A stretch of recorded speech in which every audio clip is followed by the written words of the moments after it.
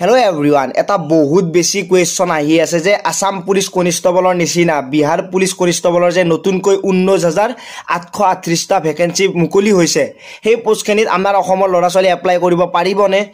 100% apply কৰিব পাৰিব আৰু এপ্লাই কৰাৰ বাবে লাষ্ট ডেটটো হৈছে 18 এপ্ৰিল আৰু আপোনালোকে 10 পাস কৰিলে এই পোষ্টখিনিত এপ্লাই কৰিব পাৰিব আৰু আমাৰ অসমৰ ল'ৰা-ছোৱালী সকলোৱে এপ্লাই কৰিব পাৰিব ইয়াতে এপ্লিকেশন ফিজ SC ST ৰ বাবে 180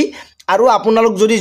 UR বা OBC বা MOBC হয় তেতিয়াহলে 675 টকা আপোনালোকে এপ্লিকেশন ফিজ দিব লাগিব আৰু প্ৰথমতে এই যেটো ৰিকুইৰমেন্ট হ'ব প্ৰথমতে আপোনালোকে ৰিটেন টেষ্ট হ'ব 100 মাৰ্কছৰ 100 মাৰ্কছ আপোনালোকে যদি এই ৰিটেন টেষ্টটো কোৱালিফাই কৰে তেতিয়াহে আপোনালোকে ৰানিং কৰিব পাৰিব মানে প্ৰথমতে ৰিটেন টেষ্ট হ'ব তাৰ পিছত ৰানিং হ'ব তাৰ পিছত বাকিখিনি প্ৰসেস আপোনালোকে